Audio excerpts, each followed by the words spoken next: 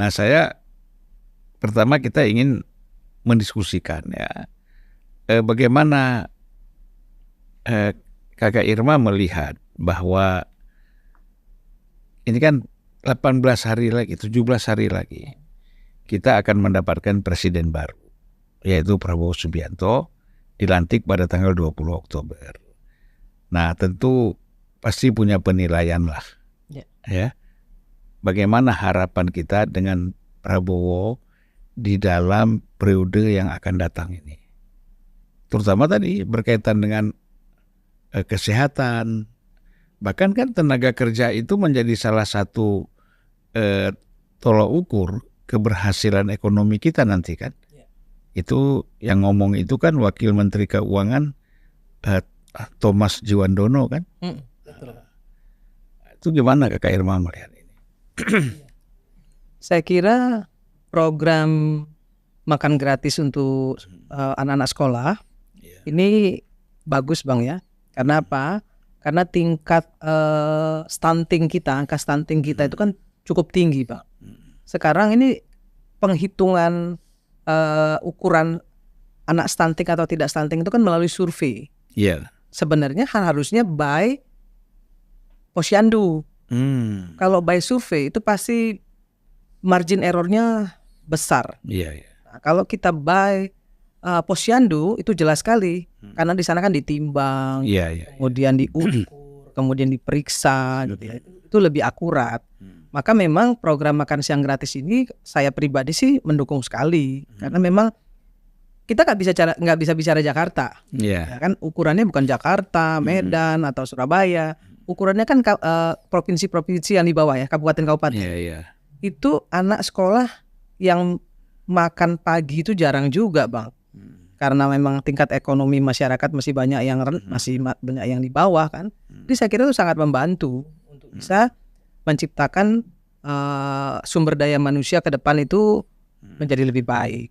Nah, tapi kita juga harus lihat bukan cuman sekedar memberikan, kalau ke gizi itu kan untuk rakyat. Nah, bagaimana nanti Pak Prabowo dan kabinetnya ini bisa mendapatkan devisa negara yang bisa mengimbangi pengeluaran. Kan harus ada pemasukan. Nah, untuk itu sebenarnya saya pernah bicara dengan Menteri Tenaga Kerja bahwa sumber daya manusia kita yang luar biasa besar ini Bang, kan sekarang kita masuk di bonus demografi nih. Ya, kan harusnya dimanfaatkan maksimal sebagaimana Filipina memanfaatkan itu. Nah, Filipina bisa membuat devisa negara dari buruh migrannya. Nah, kenapa kita tidak? Nah, masalahnya adalah kita ini sangat rendah ya, tingkat skill kita masih rendah, juga komunikasi.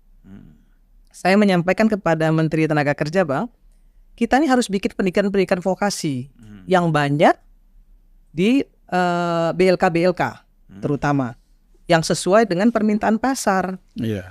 Jangan ini kan sekarang sekolah ini kan banyak yang sipil, banyak yang inilah ya, banyak yang sosial ilmu sosialnya banyak. Tetapi untuk yang skillnya masih sangat kurang. Maka salah satu jalan keluarnya adalah pendidikan vokasi. Nah, pendidikan vokasi itulah yang diminati oleh pasar tenaga kerja domestik maupun luar negeri. Nah, kalau itu bisa gitu ya dimaksimalkan oleh pemerintahan Pak Prabowo Gibran ini, saya kira kita nggak begitu kesulitan untuk mendapatkan devisa negara. Gitu. Pemasukan yang luar biasa seperti Filipina. Itu salah satu jalan keluarnya. Dan sektor kesehatan gimana? Kesehatan di bawah Pak Budi Gunadi Sadikin ya, yang menurut saya salah satu menteri kesehatan yang pola pikirnya out of the box ya, saya kira bagus. Sudah banyak yang diperbaiki oleh beliau, tapi memang belum cukup.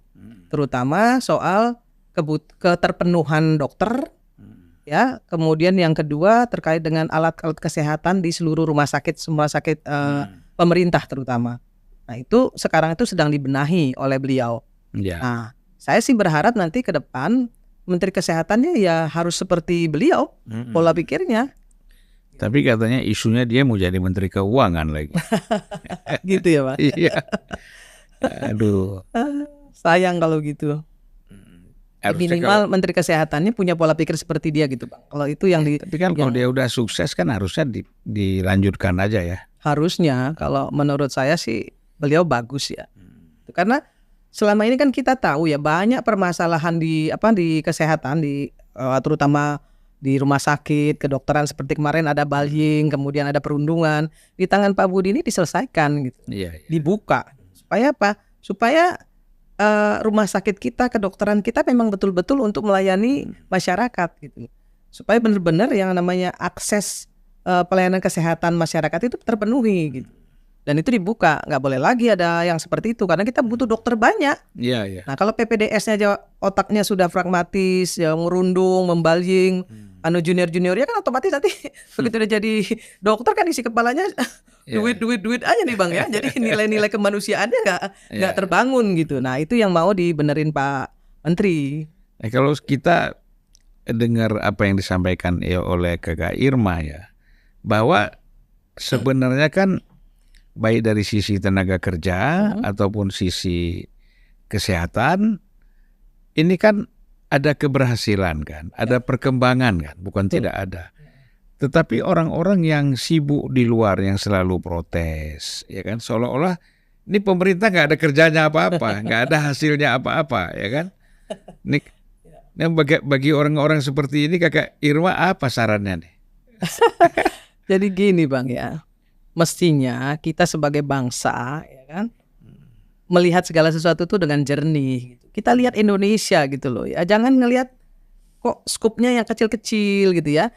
Misalnya kaliber dari pakar hukum tata negara, kemudian tokoh-tokoh besar ngeributin fufu-fafa itu menurut saya itu benar-benar receh banget gitu loh.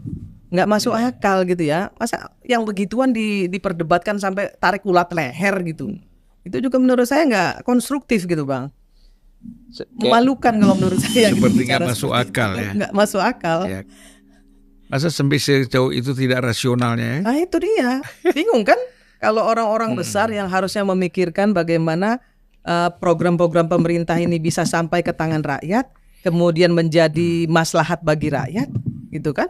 Atau kalaupun memang mau bicara soal penegakan hukum, maka bukan presiden yang diubek-ubek. Ubek-ubek dong itu KPK, ubek-ubek itu polisi, ubek-ubek itu Bareskrim, ubek-ubek itu kejaksaan, gitu harusnya. Satu-satu dirunut gitu. Ini orang korengan Jokowi yang salah gitu. Itu yang mengerikan menurut saya. Rumah mereka kejatuhan batu pun Jokowi yang salah gitu. Saya sih bukan bermaksud untuk membela Jokowi Bang, tapi fakta yang membuktikan ya Bang. Saya di dapil saya contohnya, di dapil saya. Ketika saya bicara dengan masyarakat misalnya, mereka nggak tahu menahu tuh Bang soal yang dicelotehkan orang-orang itu, orang-orang para pembenci itu bahwa begini begon, nggak ada.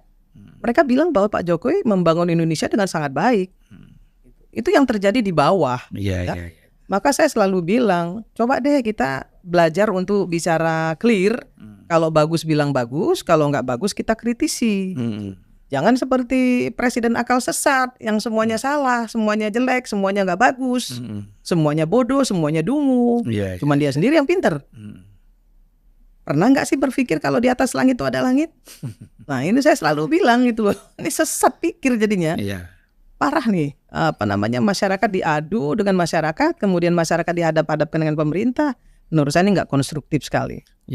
Dan tampaknya juga tidak akan berhasil upaya-upaya seperti itu kan.